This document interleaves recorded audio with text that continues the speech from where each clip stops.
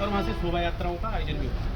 पिछले 3 वर्षों से लगातार हम देख रहे हैं उनकी शोभा यात्राओं में भगवान के स्वरूप को धारण करके उनको रोडों पर नचाया जाता है। तो हमने कई बार पिछले 3 वर्षों से लगातार जो मंदिर के महंत हैं, जो आयोजन करता है, उनको 3 साल से लगातार कह रहे कि इसमें आप हनुमान जन्मोत्सव के कार्यक्रम में किसी भी भगवान की प्रतिमा को या किसी भी भगवान के स्वरूप को धारण किए व्यक्ति को ना नचाएं। हमने निवेदन किया। तो कल भी मैंने महंत जी को फ़ोन किया, महंत जी ने फ़ोन उठाया नहीं। मेरी जानकारी में आया करके इस प्रकार से कोई भी भगवान को नचाने का यहाँ पर ऐसा कुछ है नहीं। तो जब हम क्योंकि यात्रा है, हिंदूवादी संगठन है, हम लोग भी यात्राओं में समर्पित भाव से लगते हैं, उसी भाव से हम लोग लगे। हमने देखा जब रानीखेत रोड पर यात्रा पहुंची, रानीखेत रोड पर नंदी महाराज के साथ में महादेव और गौरा माँ गौरा देवी वहाँ पर मौके पर जो नित्य नाचते हुए वो वहाँ पर आए। आने के बाद में हमने जब उनके वस्त्र देखे, माँ पार्वती जो सर्व हिंदुओं की माँ है, तो गौरा मैया जिसको पूजता है हिंदू समाज, ऐसी माँ का जो स्वरूप जो धारण किया था, उसमें वस्त्र भी ठीक से नहीं पहने,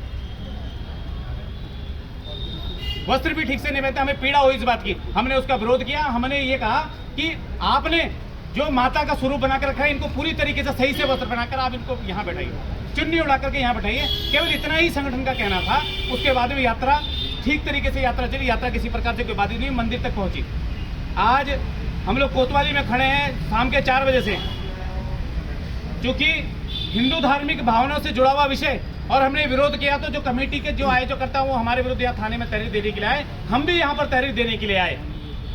उनका कहना था कि करके आप सर्व समाज के सामने हमसे माफी मांगिए, क्योंकि संगठन धार्मिक संगठन है, साधु संतों के सानिध्य के बिना चलता नहीं है।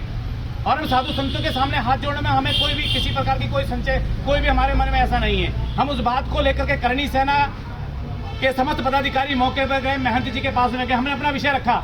महंत जी का कहना था कि जी हमने विषय रखते हुए हमने कहा कि महंत जी जो घटनाक्रम रामनगर क्षेत्र में हुआ, वो घटनाक्रम मैंने जो किया मुझे नहीं लगता मैंने गलत किया, लेकिन अगर मेरे उस घटनाक्रम से किसी की आत्मा को आहत पहुंचा है तो उसके लिए मैं क्षमा प्राप्त हूं। इतना मैंने कहा।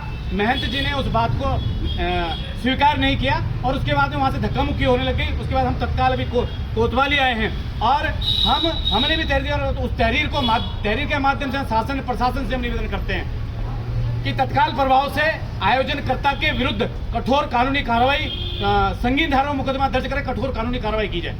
जय श्री राम, वंदे मातरम, भारत माता।